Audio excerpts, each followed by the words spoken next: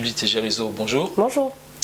Nous abordons aujourd'hui le deuxième thème de votre plan d'action. Il s'agit du lien social. Vous précisez même construire le lien social au quotidien. Vous êtes de Bergerac et vous connaissez bien la situation sociale de la ville. Tout d'abord, quel constat faites-vous sur le quotidien des Bergeracois? Alors, la ville de Bergerac ne fait pas exception avec le paysage du pays. C'est Bergerac, il y a des grandes souffrances, il y a des grandes disparités sociales. Il y a, je pense notamment aux familles monoparentales pour qui au quotidien c'est très difficile. Il y a des problèmes d'emploi, il y a des problèmes d'accessibilité à des services de proximité, à des offres de soins, à des offres de travail. Voilà, Bergerac, je ne veux pas ternir le tableau, mais Bergerac était dans l'arc de pauvreté de la grande région Nouvelle-Aquitaine et aujourd'hui n'est pas tiré d'affaire, loin de là. Vous mettez en exergue notre richesse est la somme de nos différences. Mais comment retisser des liens avec nos semblables et surtout avec ceux qui ne nous ressemblent pas? Alors nous sommes tous semblables. Et ce, malgré nos différences. C'est ça qui fait la richesse. La richesse, elle n'est pas que comptable. La richesse du pays, la richesse du monde, elle fait grâce aux différences. Une somme de différences. Bien sûr. Et c'est ça qui est fort dans l'être humain et c'est ça qu'il faut remettre dans toutes nos actions politiques, dans toutes nos actions municipales. C'est remettre l'humain. C'est ça l'humain, c'est ça le semblable de ce qui nous lie tous, remettre l'humain au cœur de tout. Abordons maintenant le problème de la santé, en particulier celui de l'hôpital de Bergerac.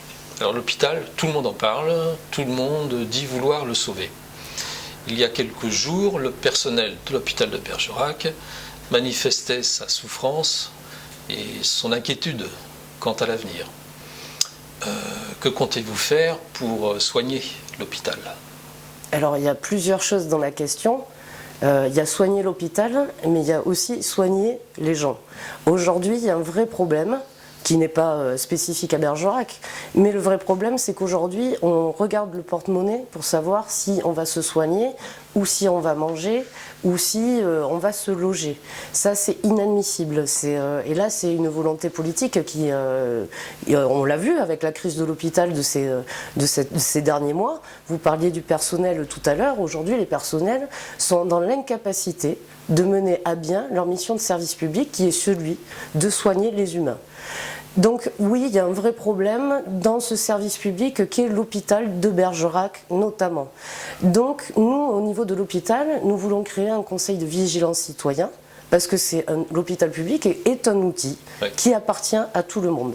Et donc les citoyens ont le droit de regard sur cette structure. On le voit à Sarlat. Il y a Sarlat, il y a un conseil citoyen qui s'est créé, qui a permis que l'hôpital de Sarlat ne disparaisse pas, de par leur action, de par leur lutte. Et ça, nous avons l'intention de le créer à Bergerac, avec des Bergeracois qui veulent bien s'y investir. Et puis évidemment, dans le conseil d'administration de l'hôpital, le maire siège. Et il y aura une volonté politique, évidemment, à ce que cet hôpital public ne soit pas qu'une coquille vide. Vous évoquez les difficultés de l'hôpital de Sarlat. Est-ce que l'hôpital de Bergerac, celle de l'hôpital de Sarlat? On est toujours dans la même situation, dans la mesure où les services publics aujourd'hui sont pensés comme des entreprises, sont pensés avec, en fin de mois, des notions de rentabilité. Et heureusement, oui, que d'un conseil de citoyens est là pour temporiser les choses, parce que la mission d'un service public, c'est de répondre aux besoins des citoyens et non pas de rentabilité. Oui. Donc voilà, oui, c'est important de l'outil hôpital comme une entreprise, mais penser l'outil hôpital comme une structure qui doit répondre aux besoins d'une population. Et en ce qui concerne le centre municipal de santé? Alors, le centre municipal de santé de Bergerac est un très bel outil. Il a permis de répondre à la désertification médicale du territoire. Et on le voit, la différence des centres, des maisons de santé qui ont été créées en périphérie de l'agglomération, elles n'ont permis qu'à déplacer des généralistes. On n'a pas attiré de nouveaux médecins.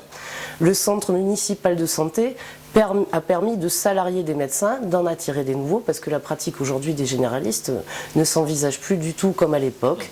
On a envie de travailler 35 heures, on a envie d'avoir du temps libre et on a envie d'avoir une vie de ménage comme les autres.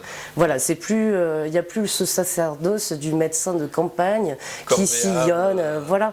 Et ça, on veut continuer à développer ces centres municipaux de santé et en attirant aussi de nouveaux praticiens. On sait qu'on manque aujourd'hui à Bergerac de gynécologues, de dentistes, d'ophtalmos, de kinés. Et ça, il va falloir songer à développer cette structure pour répondre aux besoins de la population et de la désertification médicale de Bergerac. Bien. Nous verrons prochainement le problème des transports à Bergerac, mais vous l'insérez déjà dans le lien social. Et vous l'insérez même en gros caractères, vous inscrivez « et on bouge gratis ». Vous n'y allez pas un peu fort ? Non, nous n'y allons pas trop fort parce que le transport urbain aujourd'hui peut être gratuit. C'est un budget annexe intercommunal, c'est la CAB qui s'occupe de ça. Et c'est un budget qui enregistre aujourd'hui 800 000 euros, mais qui ne sont pas réinvestis foncièrement dans le transport public. Aujourd'hui à Bergerac, on le sait, le transport, la mobilité, c'est un vrai problème. Beaucoup de ménages aujourd'hui n'ont pas de voiture pour se déplacer. On est quand même sur un territoire rural où la voiture est quasi indispensable. Là, je vais mettre la question de l'écologie aussi. La voiture, ce n'est plus 100%. C'est à nous aussi de créer un vrai réseau de transport public pour répondre à cette attente.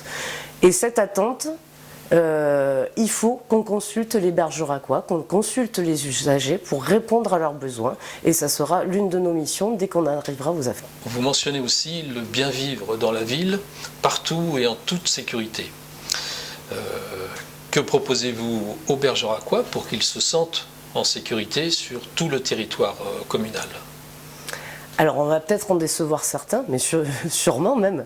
Mais Bergerac en commun n'est pas la liste qui va installer des caméras de sécurité.